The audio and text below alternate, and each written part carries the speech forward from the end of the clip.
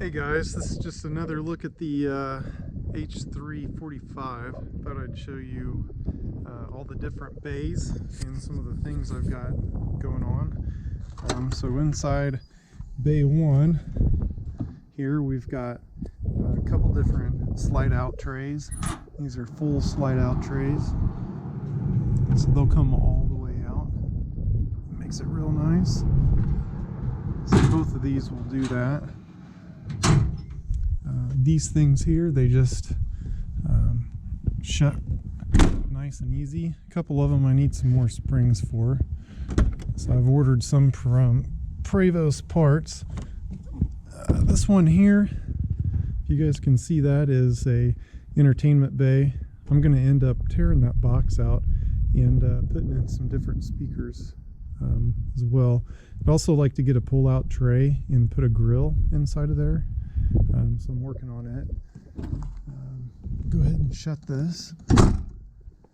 Inside this one is the inverter bay. And so what we've got inside of here are a couple inverters, and right here we've got the shore power and generator power. They come into this box. That's the automatic transfer switch. There's a couple of contactors in here, and once I get shore power or generator power, ends up coming over to this box, and then this is the inverter AC input for each of my 4 inverters. The AC power then runs over to these 4 inverters. They're 3200 watt, 3500 watt, 24 volt outback inverters each. So I can get the AC or generator to pass through. They are also then wired in to this inverter output box, which each has a breaker off of each one. Then it goes down to a panel selector. From the panel selector, it runs to the panels inside the coach. So I can show you those if you want real quick. Inside of here,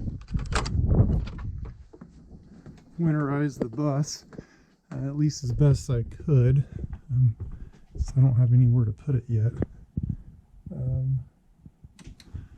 Turn some lights on, and then we'll go in here. Inside of here is another AC box, so this runs the AC loads. This box up here is the DC loads when they come in the bus, and then we've got an AC panel. This runs the 4 air conditioners, the different outlets, battery chargers, the refrigerator, all of that stuff. If I continue with like the load bank, back here we've got another panel.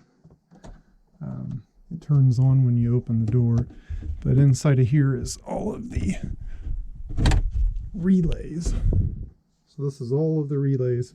So when I press one of these buttons, it goes back to an individual relay, and that's all controlled. That's through the 12 volt system in the bus.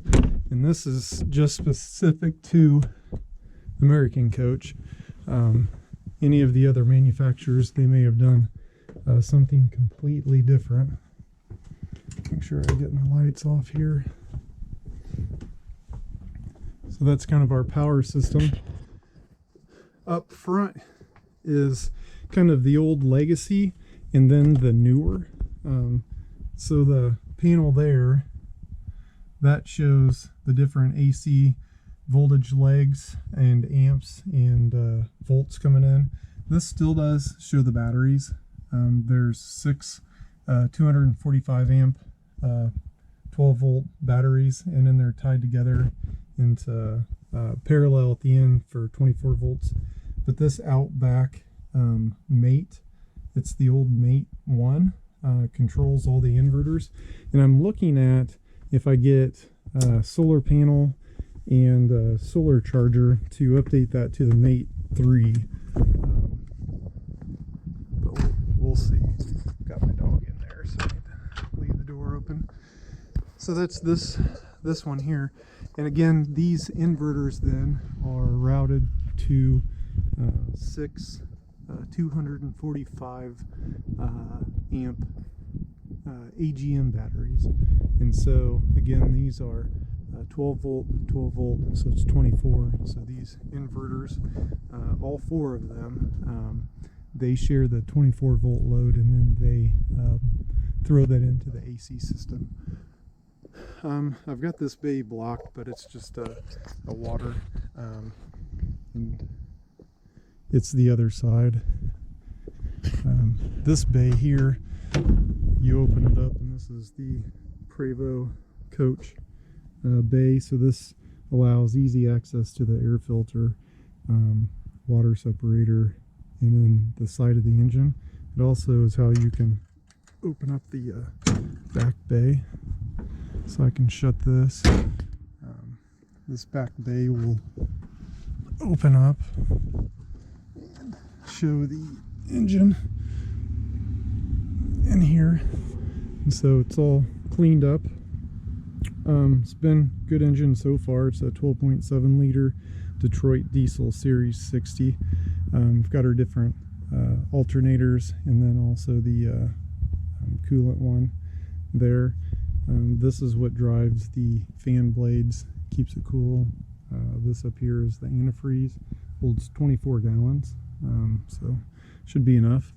This over here, if you check the oil and you end up running low, you can actually fill it from that valve over here. Then you can also, with this, you can reduce the tension on the airbags that everything sits on and take the belts off. So I'm gonna go ahead and shut this bay. Maybe. I don't have my keys with me, but this is like the Prevost bay. It's got access in there to some of the Prevost house stuff. This one here is another one I've got to get some shocks for. Taking everything apart to figure out how to winterize it, but this has got a black tank and gray tank back here. In the back there's a 160 gallon water tank, and then this black and gray are 80 gallons apiece. We've got this off right now for the water filter, so it goes up inside there.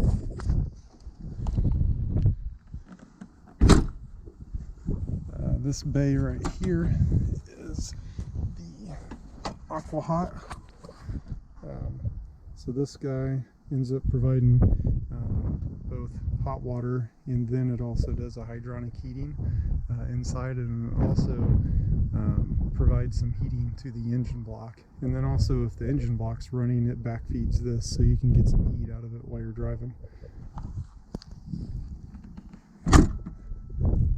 This bay right here is the generator bay.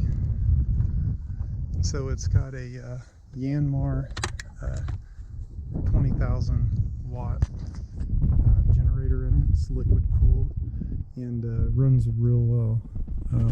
It's got quite a few hours because the coach is old, but she still runs. Runs real nice. End up getting this shut here. So that's this bay. And then this bay is the other side of the entertainment center. These shocks, I ended up ordering some new ones, so I'll get those replaced. But this had the old CRT TV in it. That box is like 3 foot deep, so I'll be able to get quite a bit of more storage back out of here. And again, I'm thinking of getting one of those sliding trays, putting the grill in on the other side. So as it stands, I don't have enough stuff to fill it up, but I can open that up and make it even bigger. And this bay is the other side to the slide out, so you can slide it out from both sides, so it makes it real nice. And this is the last one here.